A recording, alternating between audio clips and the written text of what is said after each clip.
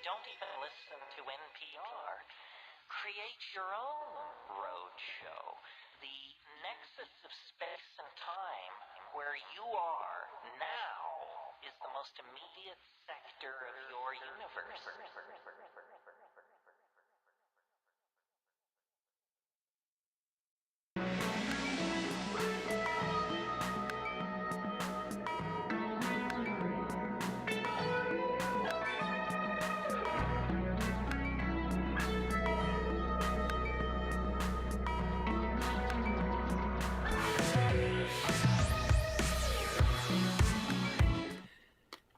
Everybody, it's pre-show time. Pre-show time! While we still... Our very first one of 2021. 2021 pre-show. It's the same as the 2020 pre-show. Is it? I don't know. Just It's with a little bit more right? existential anxiety. It's kind of it lands a little bit different this year. Yeah. The best thing about the pre-show is I can still eat grapes. That's the best part of the pre-show. Oh, it's good to be back after the holidays. We got snow today in North Texas. Wow. Which hasn't happened in a very long time. When and my I'm talking about, like, sister lived years. in North Texas many years ago, she got snow. How close are you to Lubbock? That's where she lived. And like Texas size and area differences don't mean anything to. It's all relative. You're like, oh, Right. it's pretty close, but really, it's like everyone else is 2 states away. That's exactly right. I guess it's kind of like, the next town over, but like that's your like the difference between New York and DC. Yeah, Yeah. right. It's the same for us here in Florida. Like, we have Miami down at the very bottom, and it takes us 5 hours to get out of the state on a drive. Yeah, It's 5 hours to get out of Miami. The miasma of Miami. I always forget about how long Florida is anytime that we go down there. I was thinking about Miami not too long ago because we were thinking about a trip to Disney, which is of course being postponed. But and I was like, oh, we should just. It wouldn't be that far. We could just go and visit. And I looked at the map and I was like, oh no, we're not doing that. It's like if you've ever driven from Southern California to Oregon. California is a long ass state. It just takes forever. It's quite a large portion of the western coast. The left coast. Left coast. The left coast. It occurs to me that I've been to many of the states in the U.S., most of them, probably, but I've never actually been to either Texas or Florida. Well, we should have you to Texas someday. Absolutely. You're welcome at any time. Stay I over. agree. In Texas. Thank you. I haven't been to enough states. I feel like I haven't really traveled. What a is lot in enough? the United States. How many? How many would be All enough? 50. Okay. I think about this often, right? Like if America wasn't so big, we would be like a bunch of different countries, and like you could legitimately have radically different experiences in all of these different countries. But instead, it's like, yeah, I've been to America. Whatever. This is quite a hot take you have here, Opti. Yeah. Well, like, I see, but like when I've gone to, let's say Paris, Yeah. versus Rome, like that's a less distance than like driving from here to my mom's. I know, house and in you've got South like Texas. new money, new everything. So like I don't know, I think that like, that was such a different experience, France or specifically Paris and Rome, that I wonder what the big differences could have been if we weren't just so homogenous. Mm-hmm. What could we have become? How homogenous are we? Do you think? I mean, I think a lot of different parts of the country would claim quite different with other parts. The cold civil war that's been going on since the 80s aside, I think we're fairly different, I guess. Depends. Like I heard this chick talking today in CVS, and she was from Miami. Yeah. And like, I do not hear Miami chicks talk ever in Texas. And like, she like had such, I can't even do it, right? But like, she had such that Miami chick accent that I was like, that is fascinating. What like, was she I saying, kind of though? like just I can recreate it. God, it would be like, oh, thanks for calling, Ma. Yeah, I'll be there as soon as I'm using an accent from New York, but like it was just that Fran Drescher, not Fran Drescher. Yeah, no, it's not Fran Drescher. No, it's just it's like thanks for calling, Mommy. I'll be there soon. I'll be there. Mommy. That got his Mommy. shit. Yeah. But like it was just so thick, right? It was so there's an actress that I can't think of that encapsulates it for me, but anyway, the point is I hear that voice, I hear that accent so little that I kind of thought that it was fake. Right? That shit's only in movies, right? Like I've never heard anybody actually talk that way. And this chick's checking me out, not like hey, but like scanning my shit in CVS, and she's talking like that, and I'm trying to get Google Play to work, and she's like, hey, do you mind if I take this call?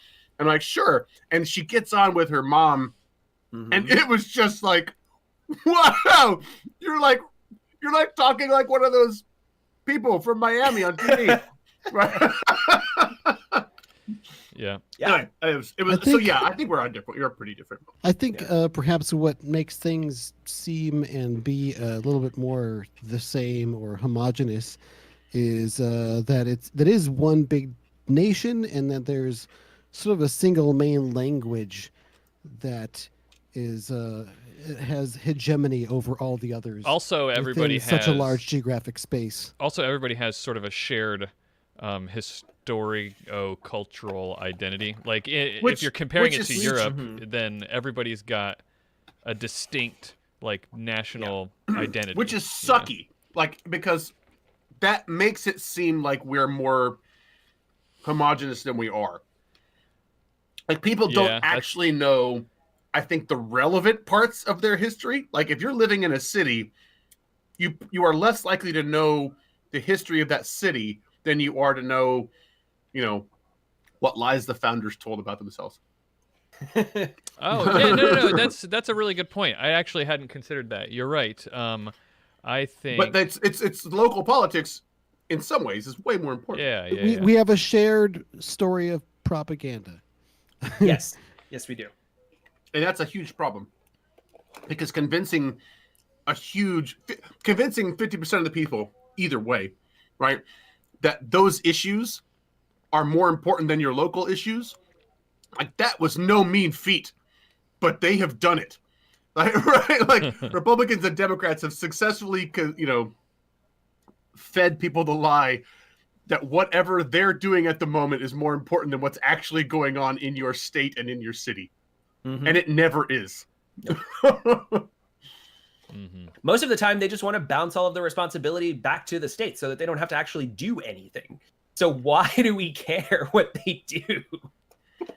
I think, again, I'm not one of those people that's like states' rights, but like honestly, pick one, right?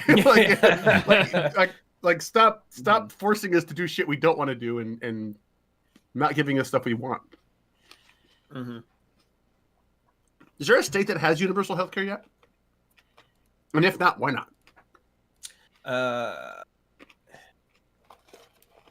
I can't say yes or no. Wouldn't you think that some of the more liberal states would have had? You'd think. Like, right? Why not? Probably because everybody moved there. I think the first place that I heard about it being started out from was crap. Now I can't remember what state it was. Somewhere in the South. It was the one that Mitt Romney's from before he was a senator. Mitt Romney? Utah? Yeah, he bragged about it a bunch until Obama started doing something similar, and then totally changed his tune and talked about how it was, just got on board with all the rest of the Republicans who were blocking any attempt at universal health care. Yeah, Mitt Romney gets no hero points for me for taking really weird stances against Trump every once in a while. Tom Peck says Mitt Romney was in Massachusetts. Yeah. Okay. Also, I thought it was in the South, so apparently my American knowledge of geography extends to my own country. everything south of Wisconsin. He was, yeah. I think he was from Florida. I don't know, for some reason I thought he was from South, like Utah. He seems more like someone from Utah than from Massachusetts. Well, he lives in Utah now, right? Yeah, he's Utah and Utah. He's Utah. I think Utah and yeah. And it was something, Daryl pointing out, something similar to the ACA, so not really universal health care. Correct, yeah. There has been no universal health care in the U.S. yet, as far as I know. But I think Wisconsin, we have a thing called Badger Care, which is really, really nice, really, really good health coverage for. But only if you're a badger. People.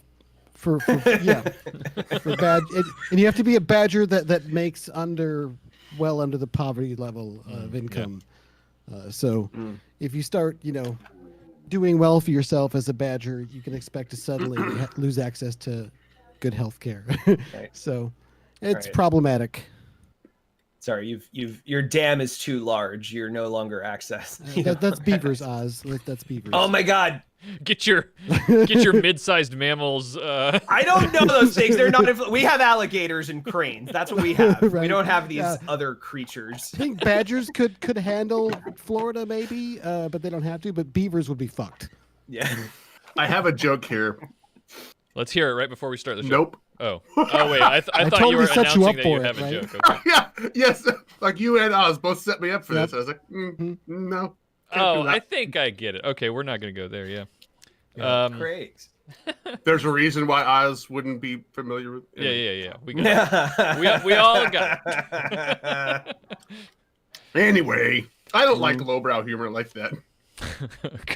Oh, but of I course. enjoy it anyway. I can only say that so heartedly because I really do. I just don't like that I do. All right, here we go. You ready? Vulgarity. Yeah. Let's get this show started. Alligators are delicious.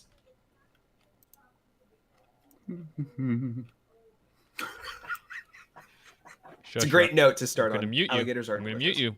Okay. Here you go. Ready? I need a start screen where you can still hear us, but I don't have one yet. All right.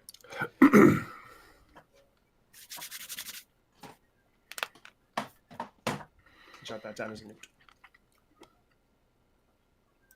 Getting the show started in 3, 2, 1. Dungeons and Dragons. Satan's game. Great Caesar's ghost, are you gonna wear that outfit into the jungle?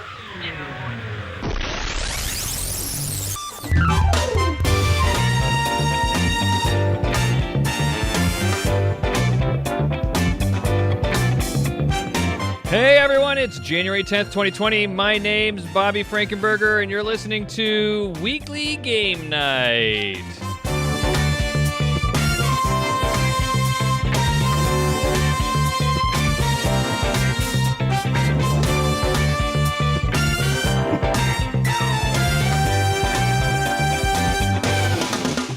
All right, I'm here as usual this week. Well, I was going to say every week, but of course we weren't here last week or the week before, but it was the holidays. What are you going to do?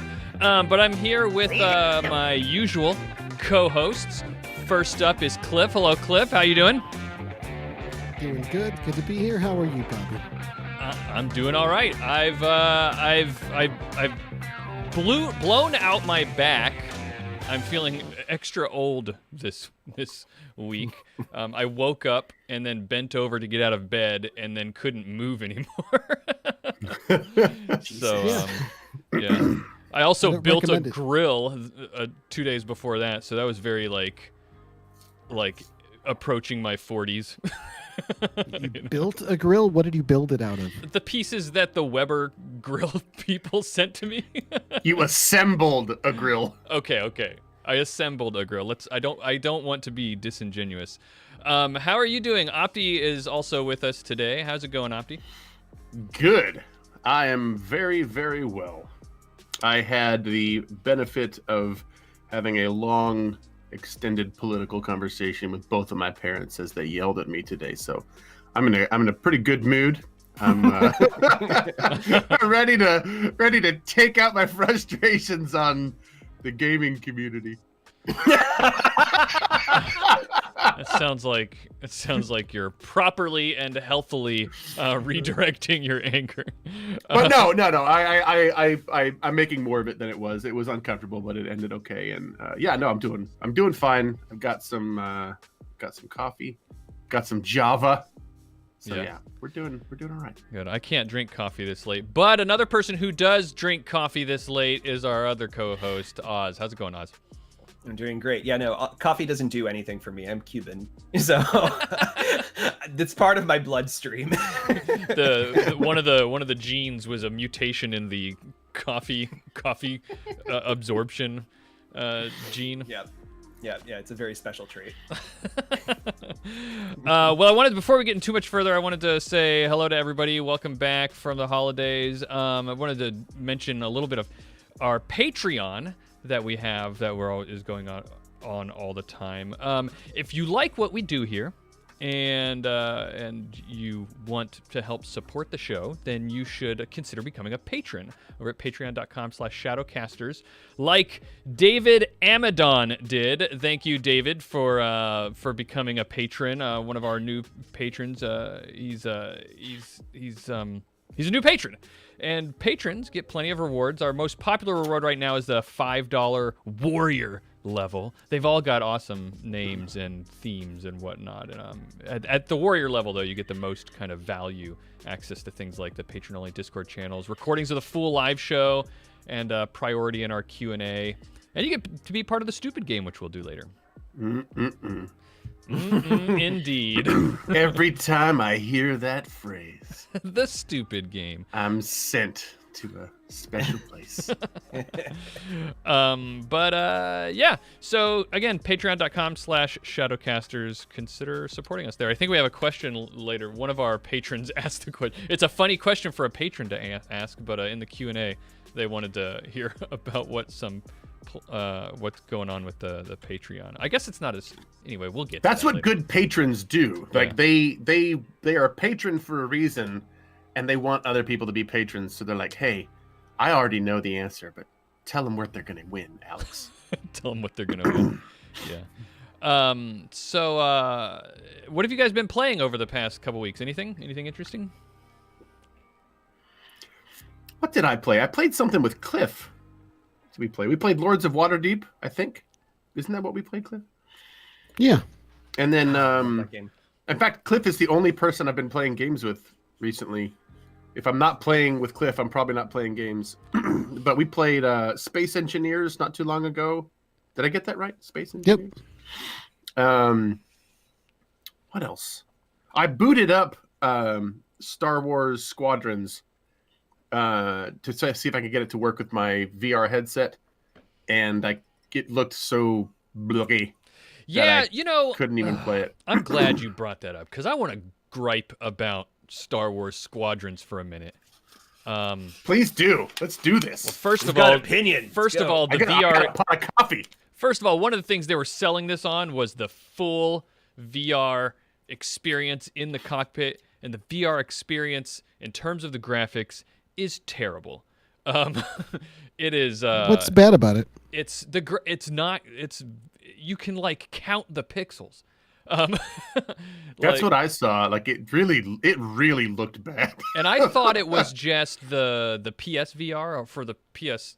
I sideloaded it on my Oculus Quest and it looked pretty awesome. And so I'm hearing that from different VR platforms and everything. So I was upset about that. Let me start with or I guess I didn't start with a good thing. Let me switch to a good thing, which is the single player. The campaign was great fun. It was a blast. I loved it.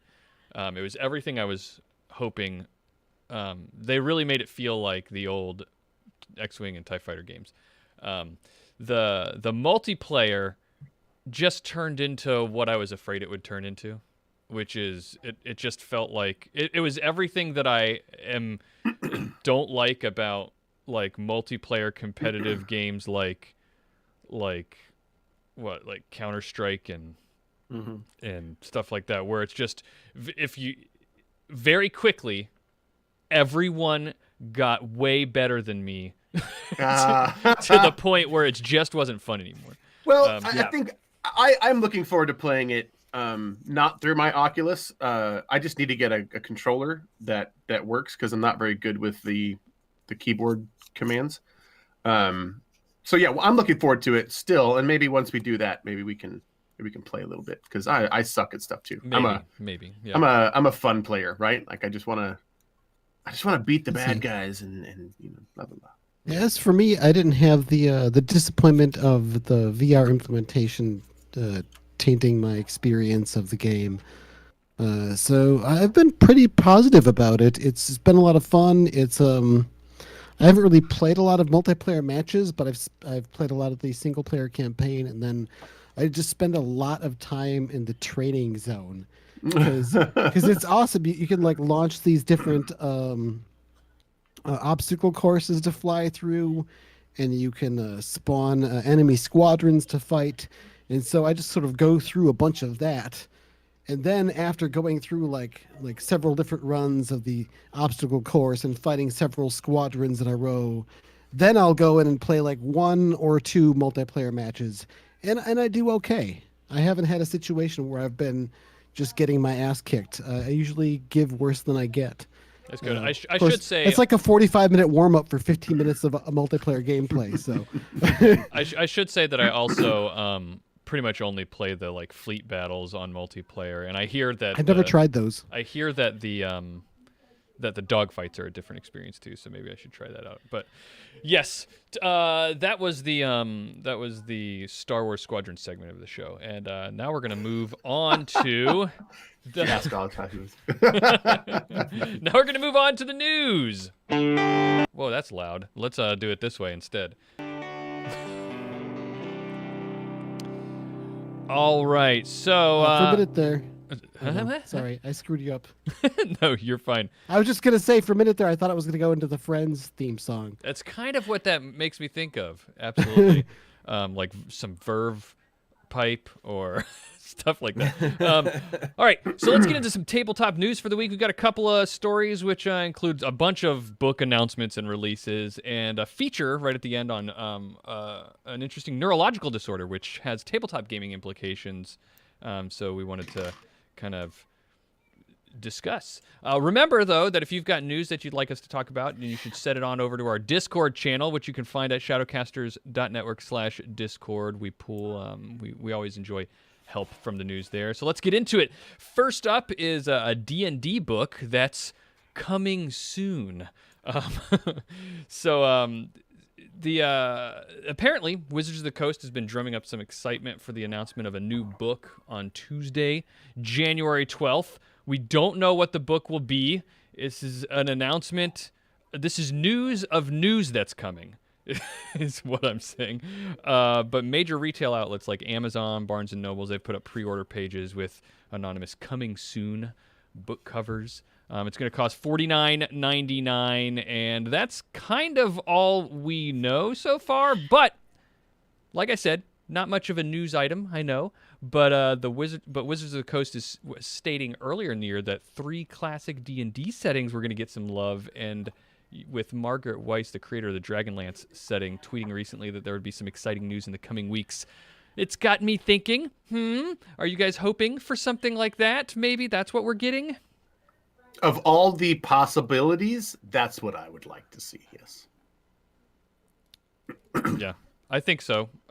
That's everybody's kind of leading speculation as to what's going on right now. So not a lot to talk about, but we will next week, presumably, since it's going to be on Tuesday, January 12th. If you're listening to this on YouTube, you might already have seen the news, but we'll let you know what happens. Next is some Paizo news, a playtest and a source book announcement. Pathfinder 2e playtest is out, and it contains 2 classes that can be played with now: the Gunslinger and the Inventor. The Gunslinger is an old favorite in Pathfinder. It's been redone from the ground up to fit with Pathfinder 2nd Edition. It even includes a Sniper subclass, which is interesting. Which has a quote, devastating opening attacks, which sounds cool. Alpha Strike. Apparently, there are also rules variants for using crossbows instead of guns if your setting doesn't use firearms, so don't feel left out if it doesn't. The Inventor class, which is the other one, is not a return to an old class. It's a brand new one. I'll read straight from Paizo for this one because I think they describe it really, really well. I hope so. They've got something in the description. Master Gadgeteers. Inventors can interact with mechanical devices in the heat of combat to influence the direction of the fight, leverage their powerful innovations to deal out devastating attacks, or transform themselves into unbreakable armored bulwarks. Other inventors might prefer to instead rely on their trusty clockwork companions to hold the line, while these PCs use their skills and cunning to heal or support the party. So both very, very cool. Things that are going to be coming to that you can test now with Pathfinder. Starfinder has a source book coming out, and it's been announced called Tech Revolution. It outlines all the super advanced technology and alien relics that can be used by Starfinder players. There's new armor, weapons, explosives, alien relics that, quote, rival magic itself. You can incorporate technologies directly into yourself with cybernetic augmentations. We, of course, love cybernetic augmentations here. New class that's called the Nanocyte, whose body hosts an army of nanites that that obey their commands. And there's even a new mech combat system, Cliff. A new mech combat system in Starfinder. If you mention mechs, that usually brings me around. So, yeah. So I thought you might find that interesting. But yeah, so some stuff coming from Paizo. So that sounds really cool. You should we'll keep people abreast of that. Again, speaking of lots of new stuff coming constantly, Opti, you want to tell us about something we're very interested in historically in the Shadowcasters Network? Catalyst Game Labs has something. Once upon a time, we played Shadowrun. Yeah, we still do. But yeah, Shadowrun released a new book this week called Collapsing Now. Seems to be carrying on the 6th edition Shadowrun tradition of making it seem like the world is falling apart right now, and that the status quo isn't going to be quo anymore. Books like Cutting Black, 30 Nights, and this book have the premise that things are bad and going to get worse. But this book sort of gives you an on-ramp of how things could get worse or they might get better. It's divided into 10 chapters, and each of them focuses on a particular group or individual or organization within Shadowrun that's poised to make a big splash in the world. So some of these are good, some of them are bad. Some are well known, some are brand new, and this is like 10 chapters of these things. I don't know much right now about the meta plot and the direction of Shadowrun. I do have a few books coming out for Shadowrun later this year, but I've been focusing on Frag and Unicorn stuff. But a couple of this stuff has me excited for some Shadowrun stuff. So, for example, they're giving the Monads from the end of 5th edition, right? They're giving them a bit of love. They have an entire chapter. I was kind of worried that they would just fade away after 5th. Ordo Maximus, the basically Hellfire Club meets vampires. They have their own section. The Yakuza have their own chapter, which is actually really cool because the Yakuza kind of fall into the background of Shadowrun a lot. Like they're there a lot, but they don't really ever get a spotlight. Like this is how they work. This is what they look like. A sort of top-down look. Yeah, that's a good point. I never really thought about that. It's like I definitely feel like the Yakuza are like part of the lifeblood of Shadowrun, but yeah, I don't know a lot about how they operate in the world. Right. If you ask me like, hey, so who rules the Yakuza? I'd be like, I have no idea. I don't know anything about them other than basically like they're katana criminals is basically how I sort of see them. But yeah, the Sea Dragon also has a chapter, always mysterious and neat. So a whole chapter devoted to her schemes and the organization beneath her. But then there's a whole bunch of stuff that I've actually never heard of before that still looks really neat, like the Freedom Network, which is an unholy union of extremist organizations, seem to be taking aim at technomancers. Then there's Green War, the veteran eco-terrorist group, more active lately, and they've got some stuff going on lately. There's something called Gray Cell, which is a mysterious group that is targeting magical phenomenon. Stark Tyson Vandermeer, which is basically a law firm. but like in Shadowrun, nothing's ever like what it appears. And then there's Halberstam's Brain, which is a clear reference to Halberstam's babies, the kids that were raised in the Matrix once upon a time. But those are basically a force of chaos in the Matrix is back, allied with AIs. And then, there's a chapter entirely devoted to the largest Shadowrun Facebook group, the Shadowrunners Union. So they literally get an entire chapter in this book called Shadowrunners Union about Shadowrunners organizing unions, which is sort of fun. So it's really laid out well. It's easy to use. The art is typical fare for Shadowrun. That is a few pieces that look really, really great, mingled with some stuff that's hit or miss. But a lot of that same SR6 style for the covers, which I think Derek Poole is the name of the cover artist. But yeah, so give it a shot if you love Shadowrun. I see there's a lot of new faces writing on this book alongside some old ones. There's some friends of the SCN, like Erica Hoffman and Danny Oliver, who are making their debut, I believe, with this one. Alongside some of my personal favorites like RJ Thomas and Scott Schletz and Thomas Willoughby. So I don't know, I'm playing favorites based on who my actual friends are. So if you love them, or if you love Shadowrun, or you're looking for a threats type book, like Threats from 2nd edition Shadowrun, Collapsing Now looks like a decent pickup. Cool. Definitely check it out.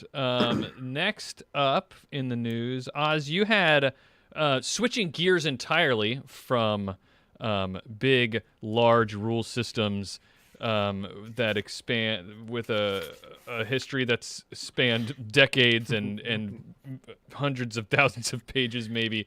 You wanted to talk about something a little bit different. Yeah, so last month, this book was published. It's called The Ultimate Micro RPG Book. So we're a little late to the party, but it's worth bringing up anyway. It's edited by James D'Amato, who is the author of The Ultimate RPG Character Backstory Guide. The book has 40 micro RPGs, each taking up a double-sided page within the book, which I believe, if I read correctly, you can actually tear out of the book. Like they have like the perforated thing, so you can like just have your own little like off to the side. Each game has its own stat box of information with stuff like number of players, the time that's expected, the complexity and the genre, etc. So definitely check that out. We're also going to shamelessly point out that you should first check out the game On All Frequencies by friend of the show, Nathan Blades, who did the excellent guest segment about Session Zero, as well as starring in some of our actual plays like The Sprawl and Agents of Hue. So yeah, I love micro RPGs and the fact that you get 40 of them, and they're like, and it's not only that you just get 40, right? It's that they're all like in this gorgeous aesthetic color, like they really took a lot of great time with the art design on the micro RPGs, which is something that you don't typically get, right? It's usually just, kind of quick blank page and like just text and some like scribbles, right? So very, very excited that this got like a lot of production value and a full book.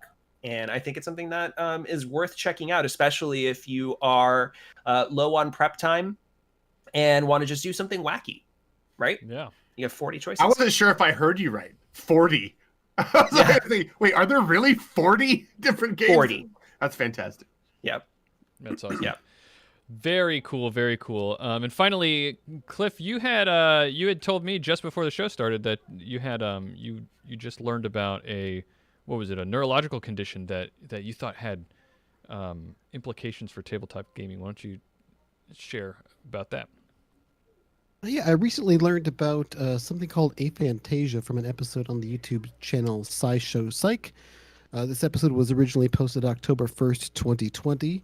What aphantasia is it's a little understood variation in human experience in which a person is not capable of imagining images. Wow. There's no visual mind's eye, so they can't picture something that they're not currently perceiving. The term aphantasia is really new. It's the term for this has only been coined in as recently as 2015 by Professor Adam Zeman, a cognitive and behavioral neurologist at the University of Exeter. There are some historical references that describe it, but only very recently has it been recognized and actually begun to be studied. So people with aphantasia, they seem to get along just fine in life without a visual mind's eye. They have good memory. They can remember names, recognize faces, recall spaces and their arrangement in the spaces. They just go about it differently than people who can visualize. Important thing about this is Dr. Zeman, he's been studying it since and estimates that about 2% of the population have little to no visual imagery. And rather than a disorder, he calls it an intriguing variation in human experience. It seems another shade of neurodiversity. An article that I was able to read up and reference a lot of this from is on sciencefocus.com, titled Aphantasia, Life with No Mind's Eye.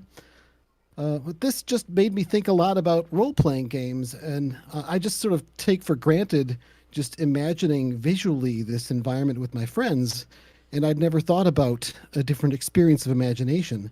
And while role-playing games take place entirely within our imagination, what is the experience of RPGs for people with aphantasia?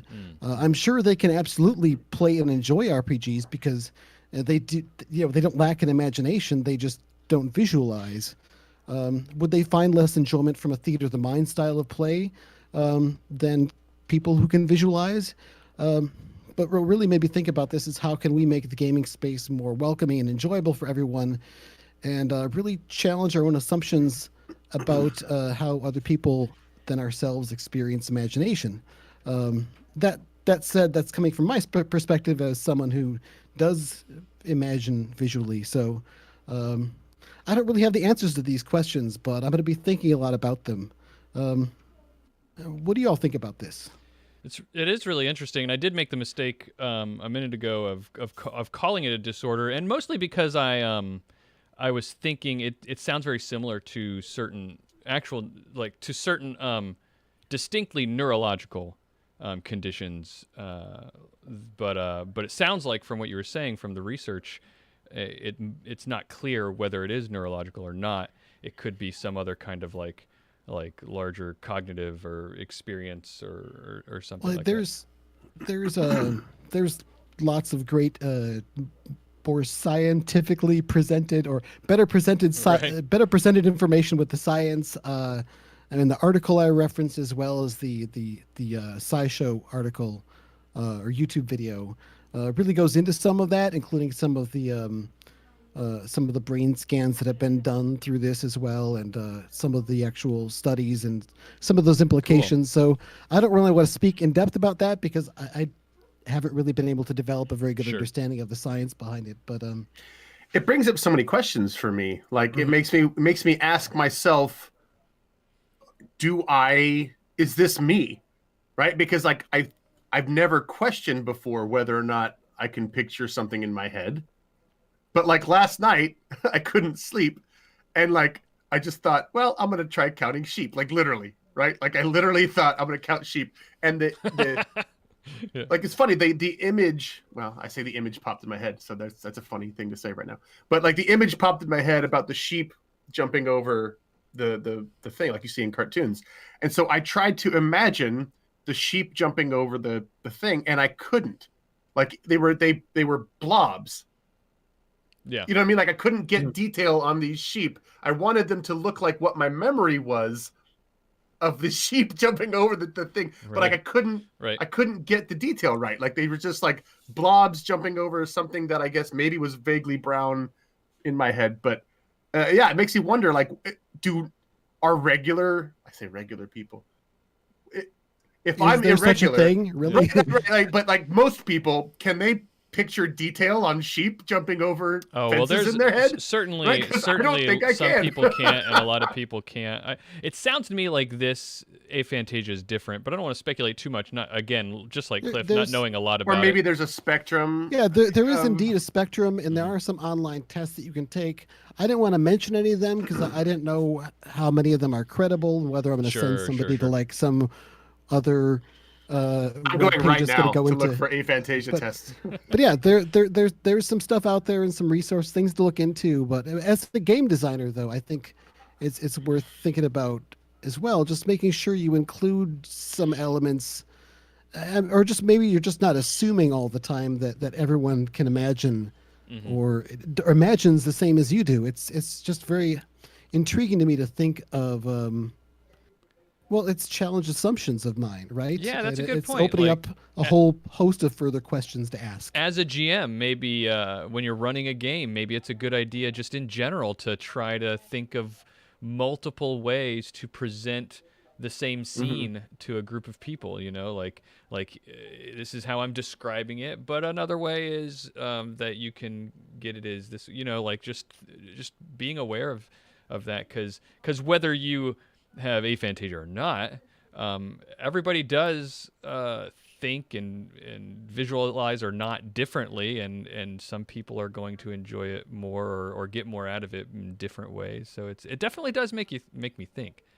Yeah, 100%. I mean, it's going to be extra work, like to have stuff prepared ahead of time of like visuals, but I mean, GMs do it all the time where they're like, hey, here's some cool concept art that I think matches this character that I'm describing, or this building that I'm describing, and they'll do, you could doodle a kind of like a blueprint of what the place looks like. I mean, there's all kinds of variants of like how much detail you're going to put into something versus not. But I think it's a good point, and it's probably worth definitely worth looking into, because if you know that about your players, then you can better prepare for them. Or even how about making it so that your players can have a little bit of influence on the details or description of a scene. So like you say this is where you are, and then somebody else could be, because I think about like how much work it is, like you said, to run a game.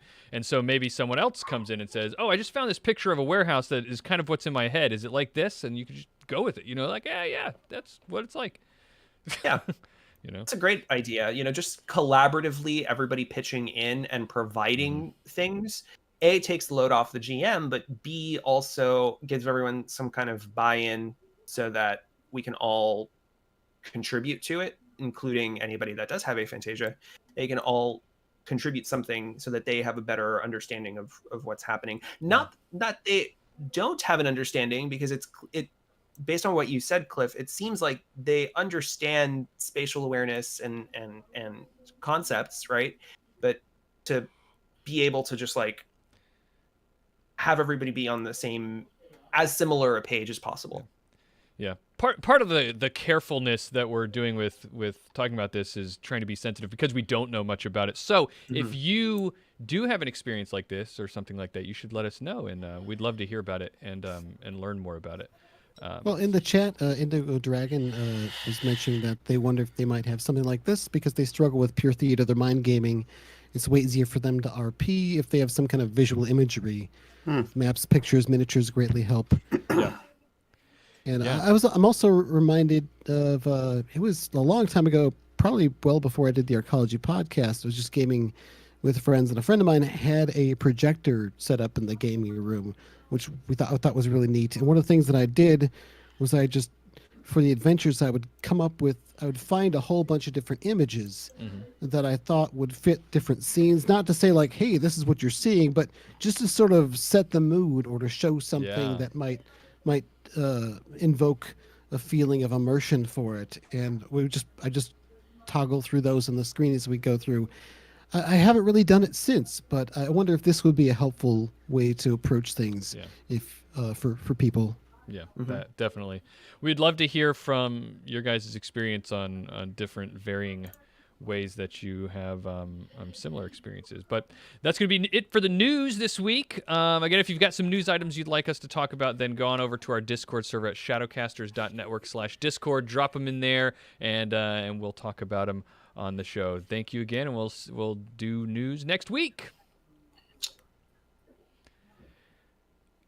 All right. So next up is let's do. Hold on. Are we still on the podcast? Are we still recording? Yes, everything's still happening. Okay. Did you have? Keep going then. Are you okay?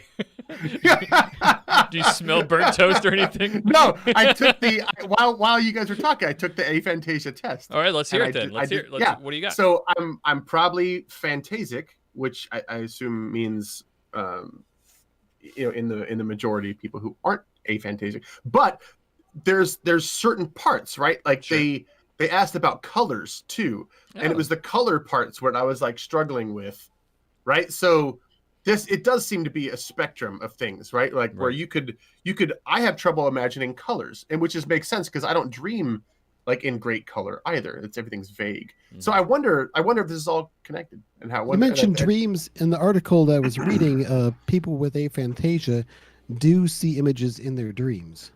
Interesting. Yeah. So anyway, I thought that was fascinating. Yep. Really, really interesting stuff. Thank you, Cliff.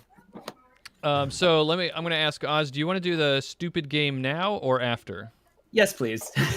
Let's do the stupid game now, please. All right. So let's do the stupid game. Stupid game.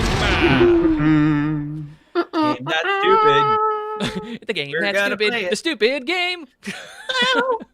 All right. So every time we have a show, we do something called the stupid game, which is our way of acknowledging and recognizing our patrons in the stupidest way possible. And after the holidays, the first stupid game of 2021, let's kick this stupid year off with the stupid game. And who's going to set the scene this week? I think Cliff, did you do that last week or I last think night? I did. All right, Yeah, you did the cruise ship. then I don't keep track of this, so I'm just gonna say it's Opti's turn.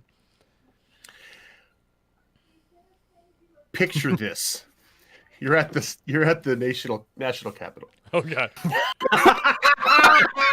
this is great. This is great already. I love it. This isn't topical at all. I really don't feel comfortable with that. I think we'll not do that. Come on, bring it. There's the gallows in front that was erected for our vice president by his supporters. You're wielding a podium, a speaker's podium. So yeah, let's just do that. We're in DC. Okay. And there are monuments everywhere. And it is dusk. I love your description of DC. That should be their slogan. Washington, D.C. There are monuments everywhere. So full disclosure, I have never been to DC, so I have no idea. All I know It's is an accurate description. there's relative amounts of history there compared to where I used to live in California, where the oldest thing is the Taco Bell. So so we're in DC and it is dusk, and it is the it is the day of Joe Biden's inauguration. Oh right. And yeah, there's a big crowd. Stuff's happening. Although I don't suppose it would be dusk. It's dusk after the inauguration. It's already happened. Okay. I'm All right. prognosticating. All right. Then This is already stupid. Oz. So to give a little context, in case you're never been here before, not only is this to honor our patrons, but 4 of our patrons are going to be put into are going to be battling each other in this scene that we're describing right now. And Oz is going to introduce the first, whom he is representing. All right. So one of the monuments, the Washington Monument, the giant penis-looking one, shoots out from the ground, and driving it at the helm at the base is David Amadon, our newest patron. Whoa! Wow, he is making a quite an entrance. Yes, and he's at the base. He's got Power Rangers style, right? Him and his 5 closest friends who are nameless, and they are all driving different sections of the Washington Monument. Mainly, it rotates and flies. It's got rocket boosters, and it can fly either vertically or horizontally. But only those 2. Yeah, exactly. There's 90-degree settings. That's it. Awesome. I love it. Well, I'm going to go next. So after that scene happens and David Amadon comes onto the scene with his amazing vehicle, suddenly the ground begins to shake, and on the other side of the reflecting pool from the Washington Monument, out of which the ground it launched, from the other side is the Lincoln Memorial, and then the ground shakes, and the earth shudders, and the pillars around the Lincoln Memorial begin to fall as Lincoln himself stands up from his chair. And then on top is standing Laszlo Zingo, who is, through powers unknown, controlling the giant Abraham Lincoln. And he points at David Amazon and says, Amazon, David Amadon, I'm just going with it, and says, 4.7 to live. All right, Cliff, you're next.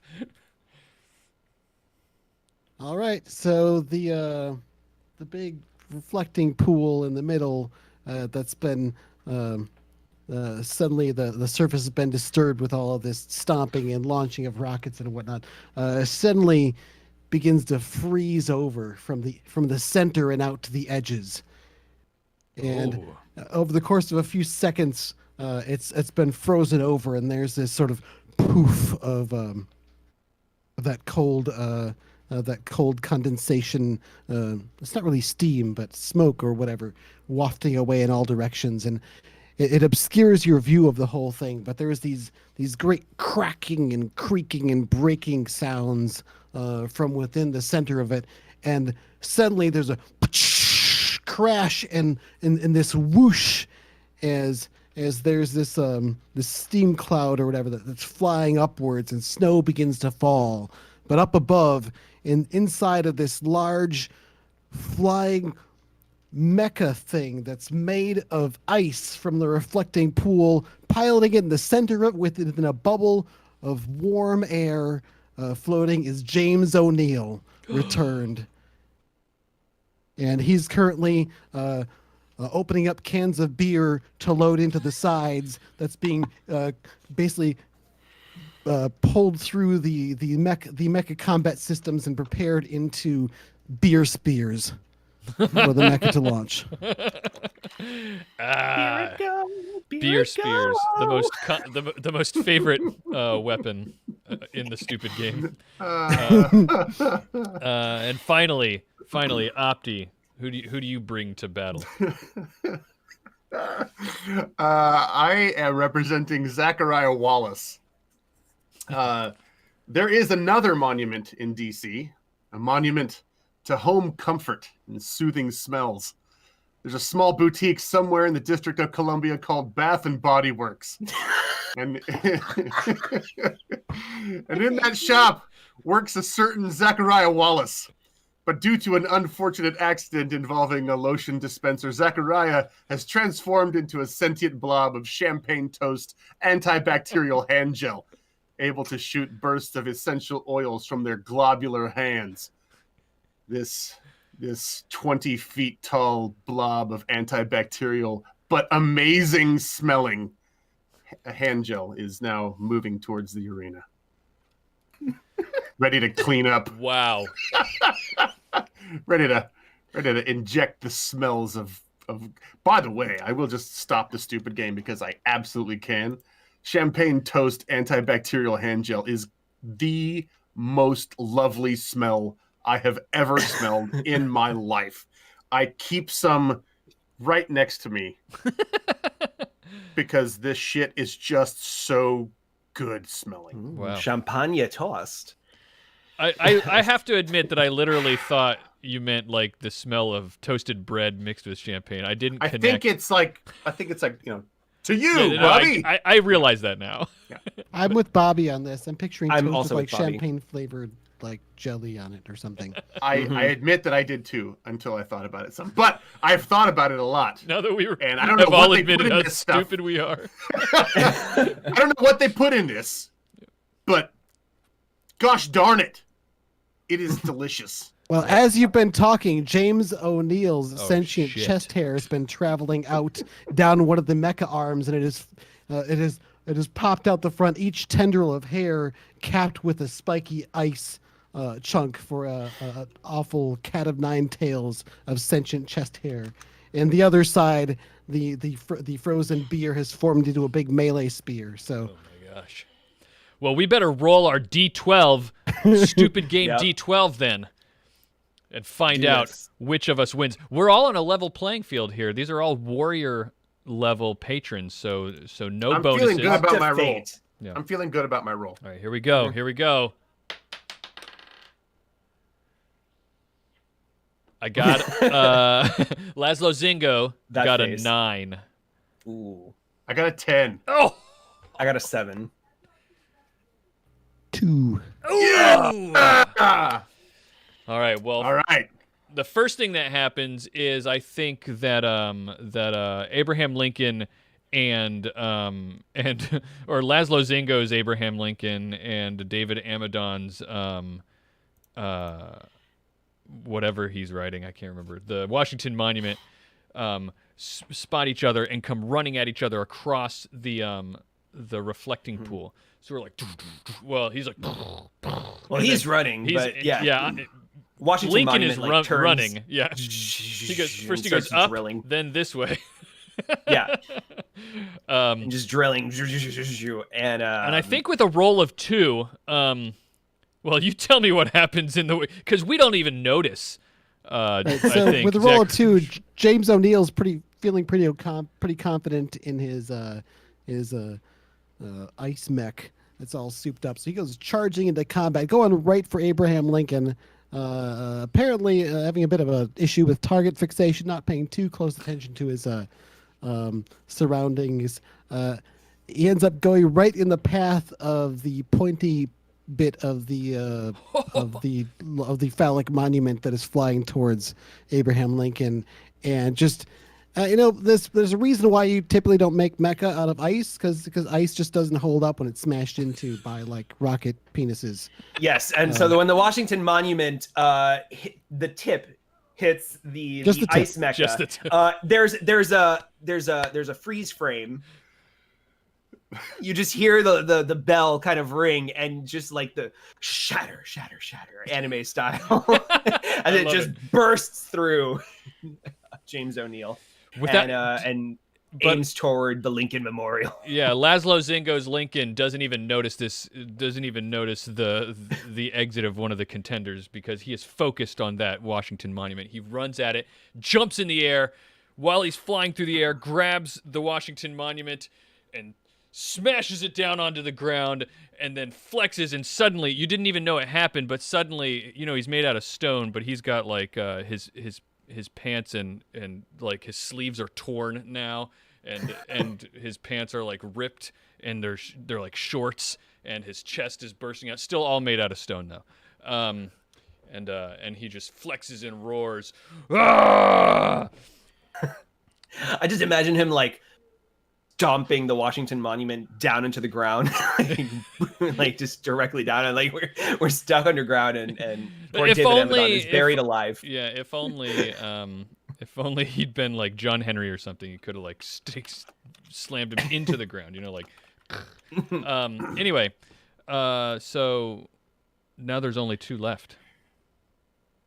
After this all happens, the sentient glob of antibacterial lotion that is Zachariah Wallace is making his way towards Lincoln and moves into the large pool that's there by the monument. And instead of being dissolved in it, such is the potency of Zachariah Wallace and his champagne toast that he creates an even larger amount of champagne toast antibacterial hand lotion. And he lunges at the Lincoln Memorial, and then nothing happens. The fight is over, because once the monuments in DC have been cleansed from the bacteria of nationalism, they have lost all their power, and they are no longer able to influence anyone. Wow. Zachariah Wallace stands anarchistically and triumphant, having not fought and yet still won. We never stood a chance, and we didn't even realize it. Yeah. Wow. Amazing. And DC smells good for the first time ever. Yeah, Amanda Pizzuto in the chat also loves the smell of DC right now. She says it's they say that champagne toast is their favorite candle scent as well. There's nothing like it. There's nothing like it. I know. And Daryl pointing out that it's only champagne if it's from the. It's only called that if it's from the Champagne Toast region of France. Otherwise, it's sparkling burnt bread. Yeah. There's a baguette joke in there somewhere. You can make a group called the Champagne Toastmasters. Well, that was great, and the stupid game and stupid as usual. Thank you to our patrons, in particular this week, Laszlo Zingo, James O'Neill, Zachariah Wallace, and of course, a big, huge thank you to our brand new patron, David Amadon, who made a triumphant entry into the stupid game. Next time, you might win. Keep it up. Yeah. Never give up, never surrender. And I think I'm going to be making a trip to Yankee Candle sometime soon. To see if I can find this. Let's one more time with feeling the stupid game. This is my favorite saying. All right. Well, that was quite silly.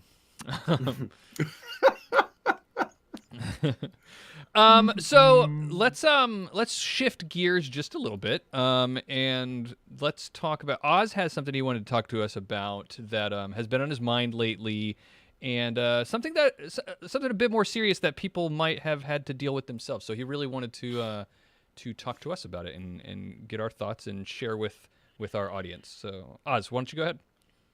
All right. So this is going to be a hard segment, so I apologize if I make anyone, especially you, emotional. One of my best friends had a very sudden and unexpected stroke during the holidays, and he passed away. His name was Ace.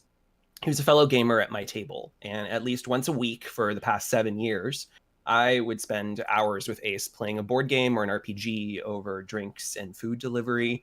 And if it wasn't for tabletop gaming, I don't think our friendship would have grown to where he became chosen family. And I feel like I have it somewhat easier because some of my friends at the table have known him for basically their entire lives. But he was witty, he was vivacious and direct. He brought so much joy and hilarity and positivity to our table. And I smile every time I think about him doing anything, even the underhanded knife twists. And not having him there feels like such a void. It's like an ace-shaped hole sitting in a chair, not fiddling with every die on the table, not collecting every single item card and spell until he has like 30 different options and combos in front of him. But it's not like we never played without him. There were plenty of nights where, he was working and we got together anyway and had a great time without him. And we certainly didn't feel this emptiness. But the promise of having him at the table in the future, that made not having him at the table perfectly fine. But that's gone now. And I want to talk about what we do when a good friend, a staple at your gaming table, is lost. And before we go into it any deeper, I'm not a mental health professional. None of us are. I'm just sharing my experiences, hoping that we can help give a perspective to anyone who has the misfortune of going through this. But if this doesn't help, if this is still too much for you, there is no shame in seeking professionals, counsel, or support groups to guide you. I don't have the answers, really. I'm still going through it. So I'm just opening up the floor for us to all talk about it. The first thing I want to discuss is, after some time, people are going to want to start getting together again. Gaming is an escape, but grieving is different for everyone.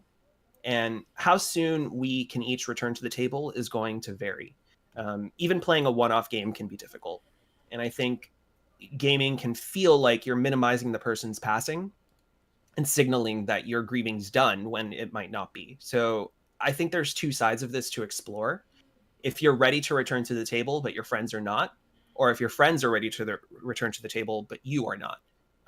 how do we respectfully approach these situations so that everyone is supporting each other the best they can? Have any of you guys? I've personally never had this experience before, and I would like to go ahead and start by saying thank you very much for being willing to share this with us, Oz. But has anybody else had this experience? So I'm really curious.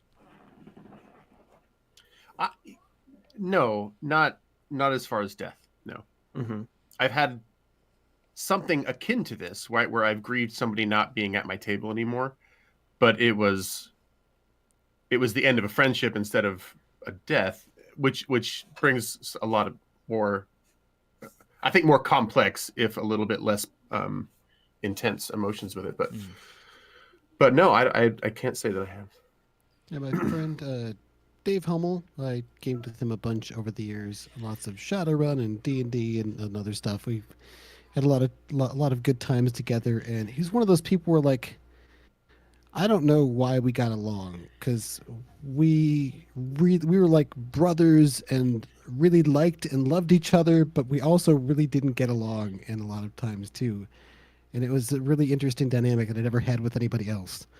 He moved away a few years before he got pancreatic cancer and passed away, so I don't really have the experience of having him being, sort of torn out of our gaming group by death. He had already sort of moved on to a different area. But that, I guess, is the closest experience that I have to that. And yeah, it doesn't really help with insight for what you do about getting back together, because that was in the past already. So it seems to me like sort of central to the question, because the question you asked was, how do you respectfully approach everyone and supporting each other and all of the people that are all going through this loss together at the same time, and mentioning grief, I think, is important, because that's all part of that grief process, right? And I think part of it is understanding. This is me speculating, of course. I definitely, everyone's experiences, I've never gone through it before, but I do understand that everybody grieves differently, and I think for some people, like, do you have anybody who really feels right now that that's what they should be doing, is they should be getting out there, continuing this campaign or continuing gaming, and honoring Ace's memory in that way? Like some of you do feel that way? Yeah. I can say I've already gone back to the gaming table. My husband played, but then had a hard time really continuing. He was like, I don't know if I'm up for this. I have another friend who is fairly confident, actually probably very confident, that she can't continue our current tabletop RPG campaign, which we were going to have a finale. Yeah, because the memory is too difficult. Like and knowing that he was part of that, and it just the memory that actually would resonate with me. I don't like, and I'm not even, this isn't the same thing, but Cliff and I are in a game with someone who recently lost their spouse, and I wasn't sure that they would want to continue to play. But and so I sort of thought to myself, like, okay, like this is the wrap up, right? Like, maybe we can sort of do a little RP to, like, end the character arcs and then move on to something. But their response was, no, I want to do this, right? Like, they seem to think about it in terms of, like, I need this for me. And so I think it's, well, anyway, it wasn't my heartbreak. But I think being sensitive to them and what they needed, right? And not assuming, again, I did assume that they probably just didn't want to play anymore, but that was wrong, right? Because everybody grieves differently, and some people, I wouldn't say need to play, but like that can be a healing thing for them instead of a hurtful memory. So yeah, I think it's going to depend on the person. And if nobody wanted to play it anymore, if it was too hard, I would find a respectful way to end the campaign, like sort of wrap up the storylines in a way that was honoring to Ace, and then try to get together still and just play a different game. I think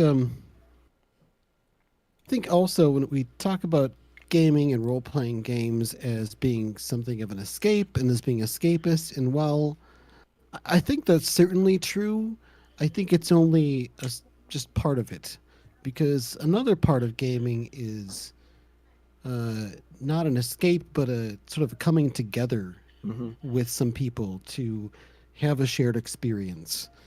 And I think that can be incredibly supportive in the right circumstances. But if, say, someone like, as you described, your husband's experience was that it was just painful to return to that in that context, then it's probably better to just, have them take whatever space they need to, or maybe even not even approach the same game again if that's what it's going to be. But I would say if it were me passing away, my wishes would be that that people get back to gaming as soon as they want to, but don't feel like they have to continue the same thing on my behalf or in memory of me. But I think it would be really cool if my characters lived on and people did things with them. They existed as NPCs or adventure arc inspirations. Like that would be like me getting to game with people posthumously in a non-metaphysical context. That is absolutely something I want to touch on next. But before I get into that, to kind of add on to the giving of space, I think it's probably important to find, I guess, a person who is okay enough to want to return to the table, and then just have them kind of be the, hey, whenever anyone's comfortable, message me, and then we'll set up time. So like that we're not like flaunting, like we're getting together for gaming, and if someone in the group isn't ready, to not feel like they're missing out, or like they have to speed up their grieving process. So I think just being able to kind of do that off to the side, and just, but openly saying like, we're here to support you whenever you're ready to return. I think that's the most important approach to it. Yeah, But the also- example Opti gave about one of our players had a spouse that passed away. We just basically put everything up to them. It was up to them when or if we continued, and we waited, and we were there for them, but didn't really push anything and just let them set the pace. Absolutely. I mean, if it's a campaign, for sure, like that campaign has to be put on hold until there's a willingness for everybody. But if you're just getting together to do like a one-off, then just to join and hang out and just do something. Yeah. But also, Absolutely. understanding that grief is a process, and that everybody goes through that process in different ways. And the reason I say that is because I can easily imagine a situation where somebody's ready to get back in and start gaming, and just and that's what they want to do. That's part of the process, but they're still in the process of grief, and there may be times when something happens and they break down and in the middle of a gaming session, and everyone understanding that that's okay. Let's talk about it. Let's let it happen. And if you want to continue, let's do that. If you don't want to continue at that moment, let's do that. There was one thing, I had a friend not too long ago who lost a parent, and this makes me think of that, because a lot of times we assume that people just don't want to talk about it, and they don't want to be around it, and they just want to forget about it. But I remember this person telling me that everybody around them assumed that they didn't want to talk about it when their parent dying is all they wanted to talk about. Like, and they like people coming to them and talking to them about it and letting them express their feelings and talking about it was all that they wanted to do. And not everybody's like that. So just being sensitive and aware, I guess, and available, and just letting the person know, like, we're free to talk about whatever it is that's gonna help. But going back to Cliff's point about characters, right? So especially with tabletop campaigns, right? The character that your friend created can be a very painful reminder that they're not there anymore to play them. But they're also a beloved personality, and that means so much to the characters as well as to the players. So how do you think game masters should handle their treatment in a currently ongoing campaign? That sounds like that. I mean, this is obviously the reason you're bringing it up. That sounds like a really hard question to answer. Yeah. And I don't know. I don't know, on a case by case basis. Well, so one thing that I'm thinking, because I'm a game master in one of them. Yeah, I was about to ask, what is your instinct? What are you feeling right now? My first instinct is I would first communicate with all of my players and say, hey, this is what I'm thinking of doing. I want the characters to still be around. They're obviously not going to be on adventures with you, but they will be there as a resource, as support, as a cheerleader, and as a quest giver, even, and potentially even a white knight, that's kind of just shows up out of nowhere. But I wanted to make sure that all of my players are going to be okay with that it honors them properly, that they're also going to be okay with me, putting their piece down on the map and just showing up, right? And that it won't, that any tears that happen are going to be happy tears and not like, oh no. Yeah, right. Definitely. Yeah, that's my instinct. But I have an easier time at it because it's D&D. My husband's Star Wars campaign was still ongoing. We were actually one final session before we were done with it. And he's an active participant in that. He's our pilot, right? So we're going to not have a pilot. Right, I see what you're saying. So it's much harder to just let Ace's character fade into the back, like to just be removed in that situation, is what you're saying.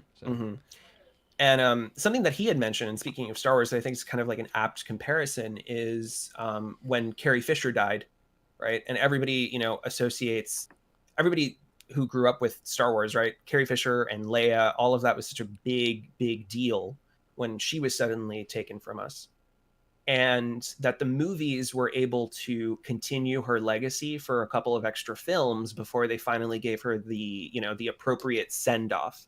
That also got me thinking of, is it appropriate to do a send-off like that, like some kind of finale, especially if it's death of a character whose player has passed away? And I don't know, like, are they always, is that approachable? Is that something that you should even do? Or should they just always be like, look, this character is sacrosanct. They are not going anywhere. They will always be there for you. I wonder if there's a way to have a character, and I'm speaking generically, but obviously there's context, but to have the character, to have a special session where you just find a way to allow the character to just like ride off into the sunset, so to speak, and but knowing that everybody who's participating is doing this for almost like a ceremonial, like a funeral in a sense, a way to honor that person, as it's all for all of you together to be able to as part of that process. I don't know if the group is, of course, okay only if that, the group right? is okay. If the four of us were in a game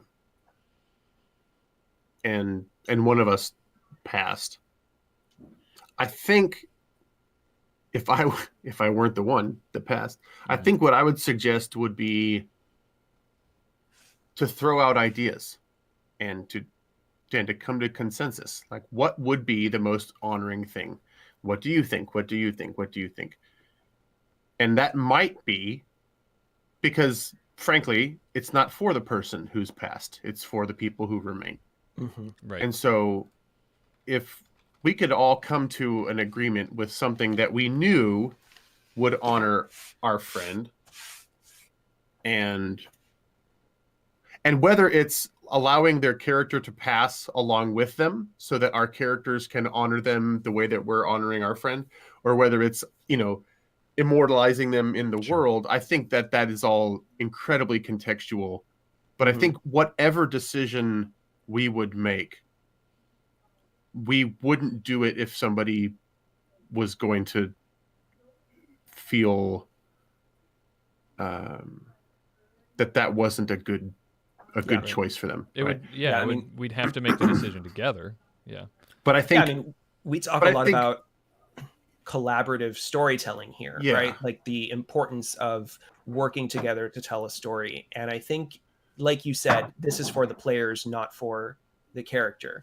And this isn't a question of like giving the GM room to be like the most clever and figure out a way to make it work. This needs to be something that everyone at the table is going to be happy with, that they get to kind of collaborate on what this person's fate is going to be, and what the level of interaction that they're going to be moving forward is. So I think that's a great suggestion. If everybody at the table agrees that the way that you handle it is honoring, then it is honoring. You are the ones who get to make that call. So and it's hard. It'll be hard. Absolutely. And but all right, well, I think it's time we start closing out this segment, but I want to end on a final note. And this is something that helped me personally reach the acceptance stage of grief. And it might not help you, and that's okay, but here goes. My best advice is to take the things that you admired the most about how your friend played games, the positive energy that they brought, and what you've learned about gaming and being a better person by just being in their presence, and you yourself bring that to the table. Bring the joy that they've brought you so that it's you keeping their spirit alive, so that they can keep bringing you joy, so that they're no longer a void at the table, but a presence that will always be cherished and valued. And they can't do the things that made you smile themselves anymore. So you've got to do it for them. Because if it were up to them, they'd be there doing it in the way that you all thought that they would be. So I'm dedicating the segment to my friend Ace. I hope that in his memory, we've been able to help you all navigate through some really tough waters. I'm putting a link to a GoFundMe in the description below, which will go directly to the parents who he was taking care of. They've almost reached a $40,000 goal, which hopefully gives you some sense of how much and how many people loved him. So thank you, Ace, for everything. Remember to like, share, and subscribe. We are live every Sunday night at 9 p.m. Eastern with plenty of tabletop-related topics, usually more upbeat. So you are always welcome to join us in our live chat. Also consider becoming a patron over at patreon.com/shadowcastersnetwork to support the creation of our content. And finally, give your friends a big hug or an e-hug. Thank you for going through this one with me. If you have anything you'd like to add from your own experience, please leave a comment below, because you never know who you might help. Take care. All right. Thank you so much, Oz. That was really special. You wanna? What if we go and do some Q&A now? I think we've reached that point in the show. So you wanna let's play one of these here. This is always too loud. Let's play one of these here. Some more Verve Pipe. I didn't ask. You shouldn't have told me first. Okay, so let's do we got some patrons questions first. Patron question for the show. Palmer always has some good questions for us, so I'm going to start with one that says, "What's the most interesting dice mechanic you've seen in a tabletop role-playing game or board game?" I'll start. I once played a very esoteric German version of Paranoia where instead of rolling the dice, you threw them at the wall. No, I'm just kidding. I can't think of any interesting dice mechanic. What do you think that means? Does any of you guys have something that comes to mind? Well, the Genesis system is interesting, where you've got a certain amount of dice that are different colors and have different probabilities for good or bad on them based on your skills. And then the GM, you sort of have this negotiation with the GM and what the circumstances are like, with the GM adding extra dice that are other colors that have bad results on them, maybe to some degree. And then you roll this pool of dice and you sort of add up the things, the positives and the negatives, some of which cancel each other out, some of which coexist. So there's good and bad. And it was a really interesting narrative dice mechanic. Are we talking about good or just interesting? Interesting. It doesn't have to be good. Because I don't consider Genesis to be a good system. I like the concept of it, and I think if it was a little better executed, I think there's a couple of things I have gripes about it. I played one session and had a blast, but got the sense that it's designed to let the players always win all the time. Oh, no, it is definitely not. But okay. Because as far as were you finished?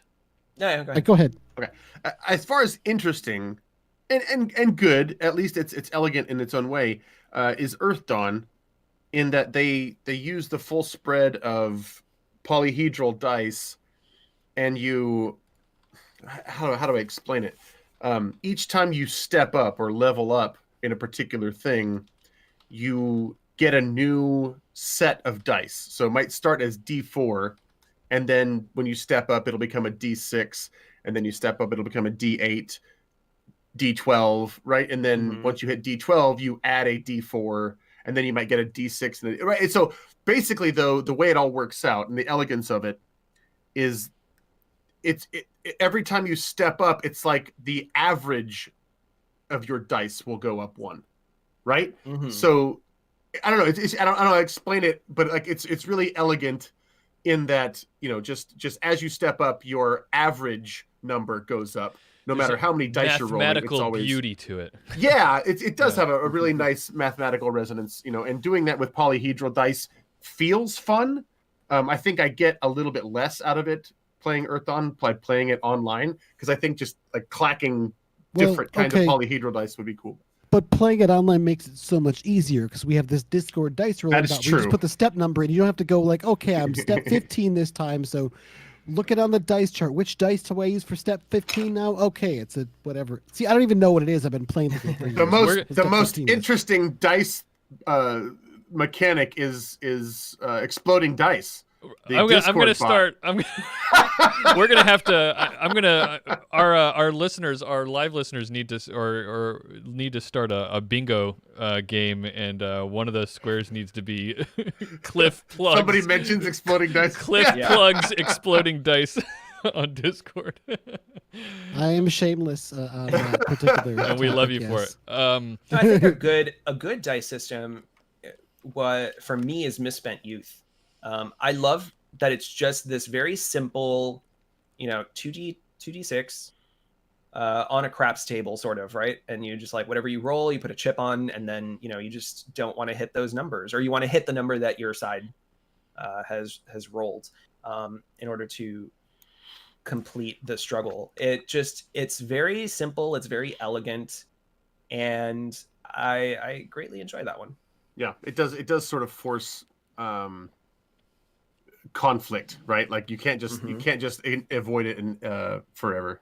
Yeah, I also like that it's multi-stage conflict without feeling like you're dragging out different varying steps of a conflict, right? You're just progressing the conflict and rolling for it, progressing the conflict and rolling for it, and then once there's a match, then the conflict finally, like, you have to put a conclusion to it, and you find out whether you won or lost based on that, and if you want to sell out in order to win if you lost.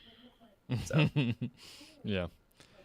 I also remember All Flesh Must Be Eaten, the first edition. They had an alternate mechanic for using cards instead of dice, and I took that and ran with it. I think I came up with my own variation of it. What was neat about it is a D10 based gaming system. So what you would do, instead of rolling dice, everyone would get a hand of cards, and aces meant a fumble, and the face cards meant like extra numbers on your roll.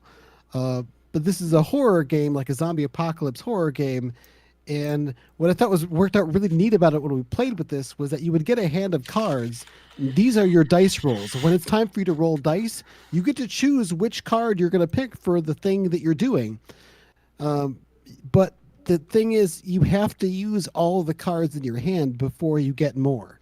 So if you've got that fumble in there, you know it's in there somewhere, and it's there building tension and waiting to have to be played eventually. You can't get out of That's pretty having cool. to deal with it. And if you put it away till last, you even have even less control over when or how that bad thing happens. So I thought that was a lot of fun. Yeah. Yeah, I know some board games that work that way where you've got good and bad cards and everything, and you've got to get through them all. And you know what? Also, All I was going to say is Oz has talked before about all the lessons that tabletop games could learn from board games, or role-playing games could learn from board games. So. I will actually plug our upcoming tabletop RPG, Cybernautica, has a really, really cool dice system. I don't want to like give it away. That's the thing. I can't talk about it too much. But what's cool about it is from a pool of 2 to 3 dice, you select either the higher or the lower depending on how good you are at something. Oh, interesting. Interesting. Yeah. All right, well, Palmer has another question for us. It says also because he had 2 questions. Also, please talk about Patreon. Not what the patron benefits are, because we've talked about those sometimes, the different levels you can be and get access to behind-the-scenes stuff and everything. Here I go talking about it. But what you will do, as in specific plans with more patronage and why. Yeah, we don't talk about that a lot because, I don't know, we just don't. But maybe we should every once in a while.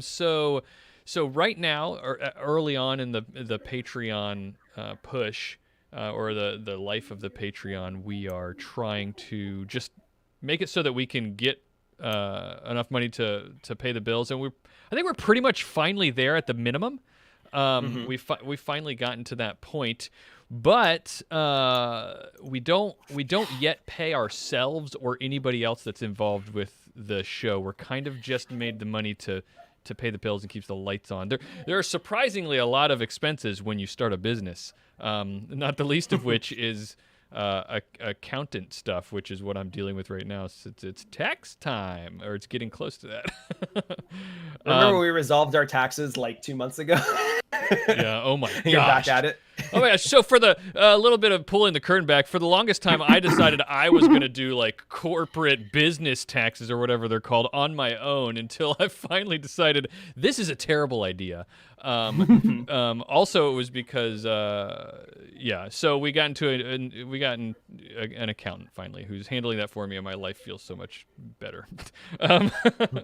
But anyway, there's stuff so we're trying to do that. Eventually, we'd like to be able to not just pay ourselves, but there are people that we work with, and when we do actual play shows eventually, because why don't I talk about that first? One of the goals we want to have is to bring back big, regular, weekly, marquee actual play shows. So we used to have these big shows on the network. For those of you who are longtime followers of the Shadowcasters Network, we used to have these big shows like Join the Anarchy that ran all the time, or just other ones. I named that one because that's the oldest one we've run, the longest running one. But we had these big shows that would always be running all the time, and they were actual plays, and everybody loved them. But they were also very difficult. And one thing that to keep going on a regular basis, one thing we always felt kind of crummy about was that we wanted to be able to pay the people who were cast members on those shows and running the shows and doing the work behind the scenes to get the stuff made. But we paid them in some like Rural Punk. I want to say $1.52 off of that. Yeah, if I remember correctly. So for a while we had like a percentage of stuff that we made on the stream system, and that started to feel again like not great and not worth it. It's always fun, but it felt like an insult to send someone like a dollar and change for participating in the show. So we finally got to the point where we said, we're done. We want to actually be able to pay someone an actual amount of money for the time that they spend with us, helping us make content instead of doing anything else that they could be doing. So that's one of our goals. Once we get enough on the Patreon, we're going to start doing that, because that means that the Patreon will be bringing in the money that will be able to support those shows and the people that are on them. So that's one of the things that the Patreon can do. Another thing is we have other it's all like different types of content and shows that we want to bring to you guys. If you guys remember, if again, longtime followers of the network might remember Once Upon a Tabletop, I still have a great idea for a Once Upon a Tabletop, like high production value. So it's a really great idea. And it would be big, long-term legacy style games that tell a story with board games online with people. Role-playing the action at the table, just like Once Upon a Tabletop did. But that show will take a lot of production and pre-production and post-production and lots of work. So those are the I kinds was like, of Bobby, don't do this. Don't do this without like an infrastructure. Please don't do it. Yeah. So that's what reaching those goals. So a lot of you people that are watching might already be patrons, and if you're not, then consider becoming a patron if you want to see those things, or if you like what we're doing. Patreon.com/Shadowcasters. But if you already are a patron, the way you can help is just by spreading the word, letting people know that we're here. Eventually, very soon, any day now, any week now, we're going to be branching this out into a podcast as well, which will reach more people and make it easier for people to listen to what we're doing here. So do those things. So yeah, that's what the Patreon's all about. Let's do another question. One more question. Ready? Okay, let's do it. What's everyone's favorite system? This is Trav, Ian Warden on MechWarrior Destiny. I'm reading their Discord handle. Trav, what's everyone's favorite system for playing a Super Sentai type game? I have to admit, I don't know what that means. What is Super Sentai? I had to look it up. You said that because I have no idea either. Okay, I had to look it up. It's like Power Rangers. I didn't even know that was a genre. I thought it was just Power Rangers. Just Power Rangers was the genre. Like, that was it. That's it. So for me, Super Sentai. Let's see. Yeah. For me, I would throw out Valiant. I think Valiant would be a lot of fun to play a Super Sentai RPG with. Is Valiant? Is that that's a Catalyst game, right? Yeah, it's one of the early Q system games. I think the first one was Cosmic Patrol, second one was Valiant, and then Anarchy and now MechWarrior Destiny have come out along those lines. But yeah, it's based out the Valiant comic book series, but the system is just really, really fun. Sort of superheroes-based game, but you could adapt it to Sentai. I mean, Sentai is kind of a genre of superheroes, isn't it? Yeah, I guess that's true. Is Sentai okay? So are the basics of Sentai? Is it like teenagers with superheroes, or is it like stompy mechs, or like what are we? Or is it literally just Power Rangers? Okay, let's see. So I think it usually involves large monsters fighting each other. So the protagonists, they are a team of people who, using wrist-worn or handheld devices, transform into superheroes and gain superpowers, color-coded uniforms, signature weapons, sidearms, and fighting skills to battle a group of otherworldly supervillains. Well, yeah, it sounds like that. Daryl, the abstruse one in chat says, Super Sentai is technically the Japanese show that Power Rangers is based on and is just that series. So the genre is called tokusatsu. So I didn't even know that this was a thing. Now that I know that it's a genre, I sort of feel empowered to create my own. Does that make sense? Yeah. Right? Yes. Like knowing that I wouldn't just be ripping off Power Rangers, but I would be contributing to a genre. Right. It that turns my creativity on, and now I'm thinking, all right, what kind of wrist tech can we have, and what are we going to turn into, and what are the colors? Like I literally legitimately just got excited about this. Awesome. Yeah. Misspent Youth variant. Let's do it. All right. Why not? Well, thank you, I like Palmer, who's a patron. We got his questions from the patron question channel, and also Trav, who is in the Discord. If you've got questions that you want us to answer on the show, we have a Q&A segment at the end of every show. And get onto our Discord, shadowcasters.network/Discord. You can find the link to it and put the questions there. Patrons get priority because we pull from that channel first. That's going to be it for the show. How you guys? That was a show, you know. We did a show show. thing. All right, hold on. How about this? There you go. All right. So that's the end of the show. Shadowcasters Network here signing off, I guess, with Weekly Game Night. I think we're settling into that as a title. When you said that, I was like, oh, did we decide on that? I guess we did. We and I don't just have wasn't anything. there for We it. haven't come up with anything else. So It's stuck so far, and I think it's good. Before we close things out any farther, though, I do want to just take a moment to remind everyone that we do have an actual play going on our channel here. That is every Tuesday. For the next 2 Tuesdays at least, and then it will be done, is MechWarrior Destiny live actual play stream, and that's been a lot of fun. Even if you missed the first few episodes, I mean, you can go check them out if you want to, or just jump into the action.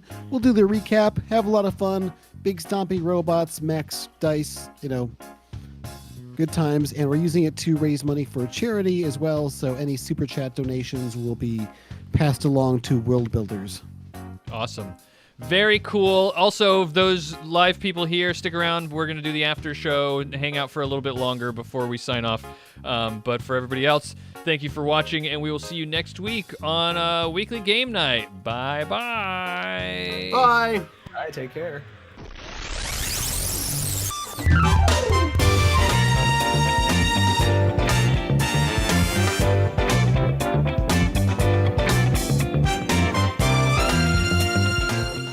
We're going to have some different music eventually.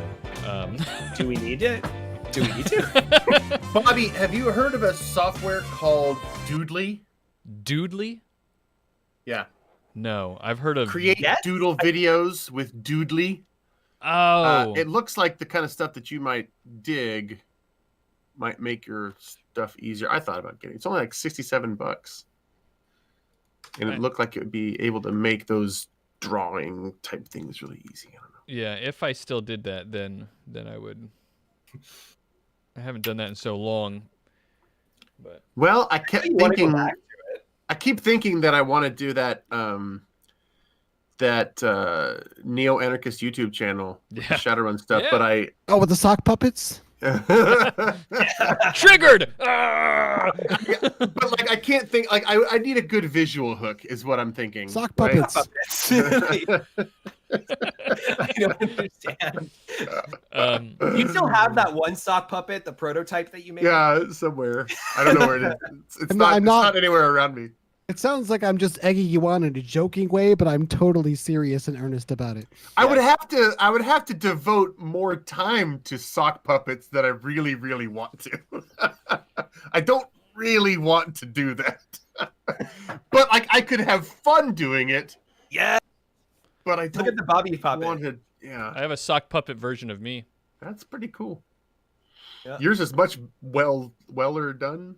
Much I- weller done. Much better. Well This done. is my hair I- before. This is my pre-pandemic Yeah. hair, though. I have socks and I have a Sharpie and various glue around. Like I'm never far from owning a sock puppet. My my question for Bobby right now is,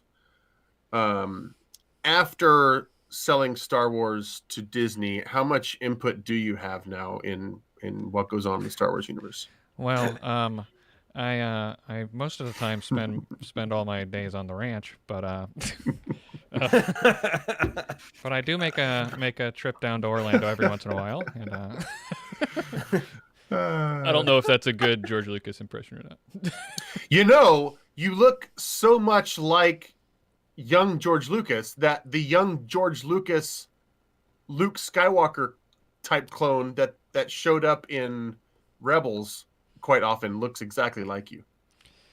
Oh, Like yeah. there is a George Lucas guy. Here, I'm pulling up young George I don't. Have you Lucas seen the for his original life. concept art for like Duke Starkiller or whatever his name was, I Han have not. Starkiller or whatever? It's basically George Lucas with a lightsaber, but that character shows up, I believe, in Rebels like all the time.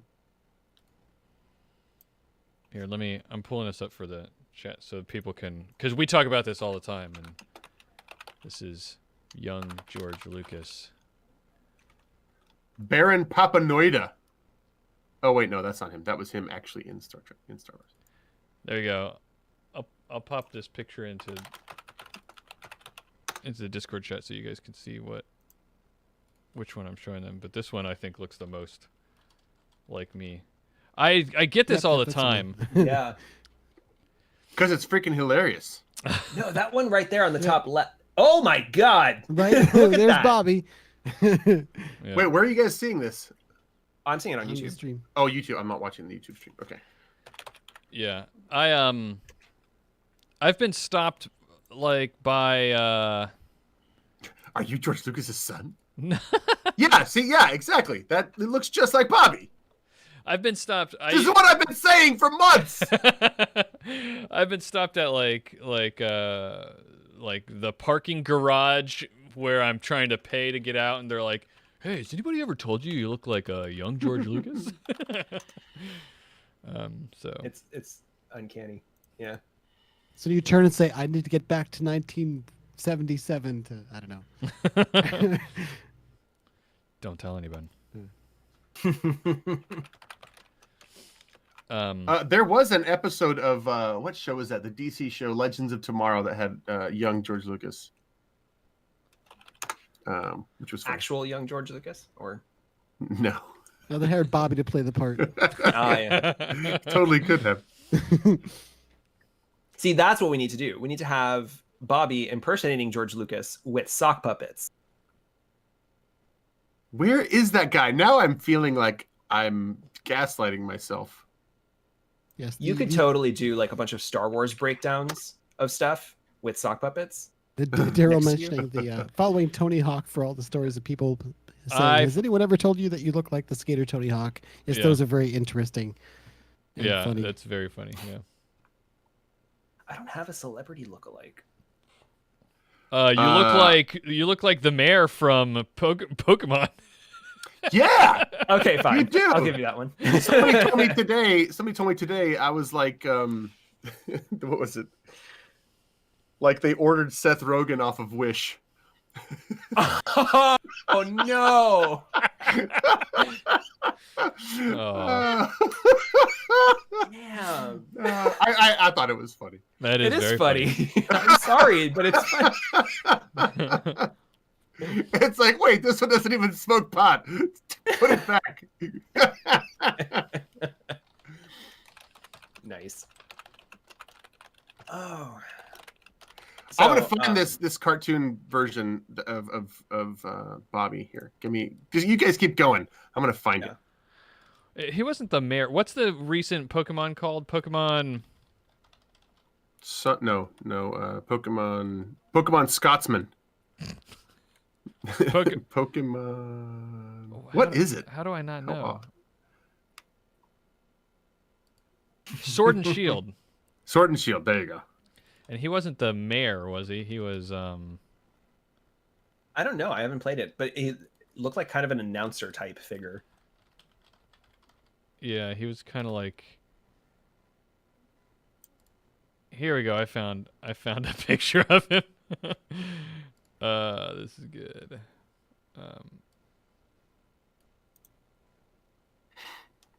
I need a haircut so that I can look more like that. Here you go. Here's the guy. Open. Because like, he's got like this coif that I've lost because my hair is so helmety right now. Yeah. I hate when my hair gets like this. I just want to like. I wanna My go off hair is pretty freaking long now. it. Yeah, I've seen. We all see.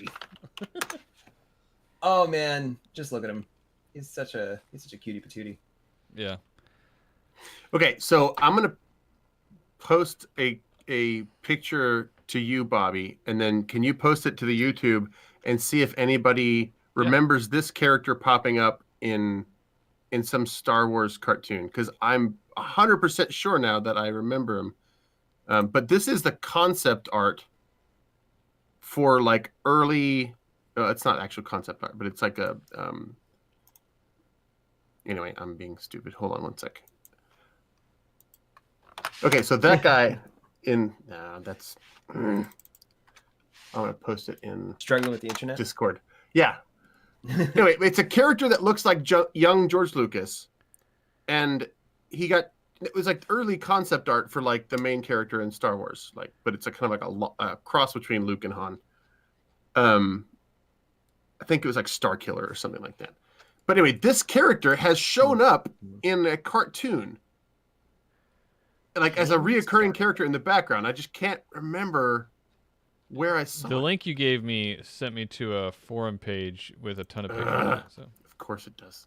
Hold on. It's the second picture on the forum page. It's Is this. It's this dude that's kind of like sitting in a Okay. Indian style. Or Here's another picture of him. It's the dude that's it's the dude that you can see. It's like it's the guy. He's got that headband, Yeah, here right? Uh-huh. And he's got, he's basically George Lucas wearing a headband and no glasses. And a that guy man has bun. he's shown up in Rebels or something. Maybe it's not Rebels. Maybe it's Clone Wars or something. But I don't know. remember him. I mean, you can't just Google George Lucas Star Wars guy because it's like the one guy you can't Google and get this result. yeah.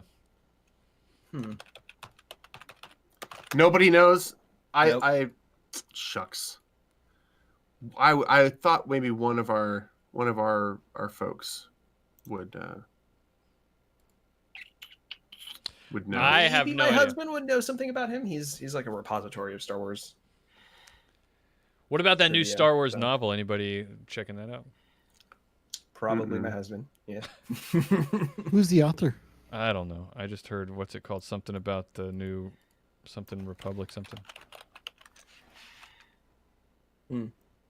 I'm finding out what it's called for you. This is good. This is quality post show content, guys. This is what you. Yeah. Four dudes internet. Four dudes Google. That's we should make a YouTube channel.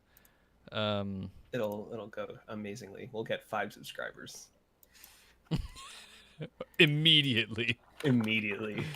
And then we'll just kind of plateau there. Star Wars: The High Republic. That's what it's called. Did you see that? Or Light of the Jedi is what it's called, but it's in the. Did you Oh, I know where see- this is going. Did you see the thing I posted on Twitter the other day? Yeah, Yoda looking like he smoked 7 blunts. Yeah. It's Yoda with a doobie and a smoking hat. I said, I'm going to tell my kids this is Star Wars: The High Republic. Oh, it was so funny. So funny. Let's see. So it's not Star Killer. Right, no, because they named him Star Killer, like the Force Unleashed guy. But no, it's not the Force Unleashed guy. It might not even be Star Killer. That was the original name of the character, like in the concept art, like before it became Skywalker. So maybe call him Headband Guy. There it is. Everybody, you can see Yoda smoking a joint. That's good stuff. No, Headband Guy. Star Wars doesn't work. Nobody has seen this guy. I guess No. it's not Baron Papanoida because that's the character that George Lucas actually played. Yeah. But this character basically looks like Bobby with a weird headband. If you can imagine it. And I keep seeing him because I remember looking at him and going, hey, that's the guy from the concept art. I do have weird headbands. Okay. But now I feel like I'm gonna. This is Well, Daryl in boondoggle. chat is saying that Baron Papanoida is literally a George Lucas cameo. Yes, yeah, but he's blue and Right. like he's old George Lucas. Mm-hmm. Um, I'm curious, Yeah. Bobby, if you have any normal headbands. Are there normal headbands? No, the headbands that I have are Baron Papanoida. That is George Lucas. I just looked up a picture. They're all like exercise headbands. I have one that's red, white, and blue striped across like this. I wear it when I do my Beat Saber workouts. That's right. You heard me right. Oh wait, so I'm you not like judging. so you like Olivia Newton-John physical, your Beat Saber? Yeah, man. I've got wrist ones too. Yes. I mean, you're holding those Yeah. PlayStation things, and when you go like I go, you got sweat dripping off your body from All those every forearms. Yeah. Yeah. I have a friend who used to like be an amazing like how advanced can you go in Beat Saber? Are you already at like super ridiculous hard mode? So there's like the hard mode, right, which is really hard, and you can maximum quality. I haven't played since before Christmas, so I can't remember the words. But like there's like 5-starring or whatever it's called. The songs, and I can do that on the hard mode. But there is one hard mode higher than the hardest mode, which is like an insane mode, which is really hard, and I can't do a lot there.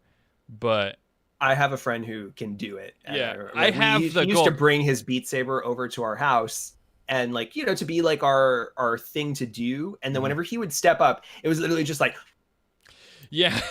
So there's the and just hitting everything. And I'm like, the hard mode that I can do is really hard, and most people that I've played around can't do it, but it's still like you can still react to things at that hard mode that I'm talking about, and I can perfect the songs at that. But the one that you're talking about, that hard mode, you basically have it takes to practice. Well, it all takes practice, even the one below it, but this one you basically have to memorize the moves. Absolutely. Yes. And you could probably do it blindfolded, because that's the level that you have to do it. There's no reacting to the speed that it's coming at you. Right. Yeah. So, Not even just the speed. It's the plentiful amount. yes. Every of movement things that you you need to make whack. is going through those cubes. Like, Yeah. So It's a very cool game. Have you had a chance, since you have VR, have you had a chance to try Super Hot? No, that's next on my list. Because you keep talking about it, and I hear other people talk about how good it is, and Courtney's played it a lot. She really enjoyed it. I haven't actually tried it myself, but I think VR has got to be like the way to play it.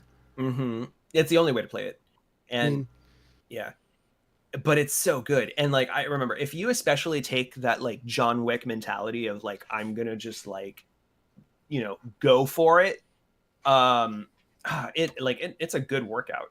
Because like you just kind of like sometimes you're just like sitting there you're like squatting for like 5 seconds waiting for this bullet to like fly over you in slow motion so that way you can like I gotta check it out so that you can knock the bullet out of the air so that you can then throw a knife or something. I definitely have to check it out, because that's exactly my style with VR. Like I get totally into it. Even when I'm doing Beat Saber, you know, you'll have like the blocks that come over your head, and you know, like lame ass noobs will just you know duck. They'll just like crouch down and duck. But you got to get into it, man. I like bend backwards. I'm like, whoa.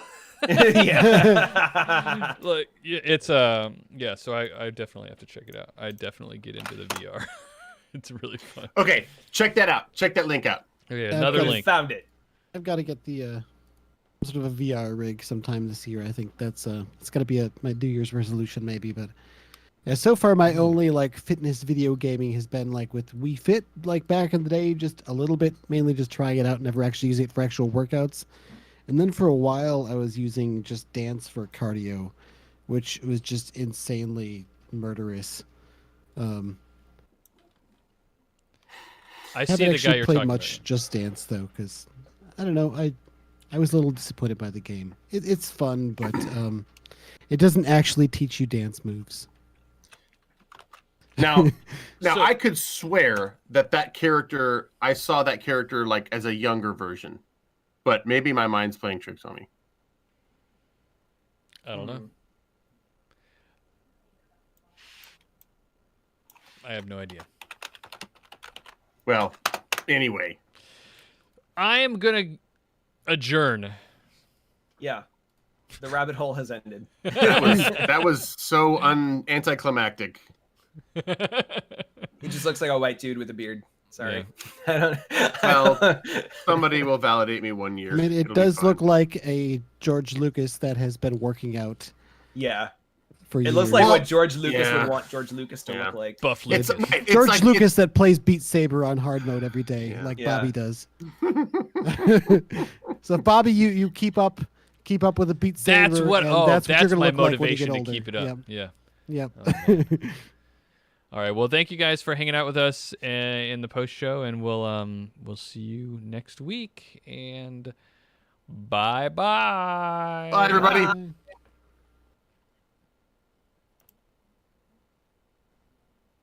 How do I do this?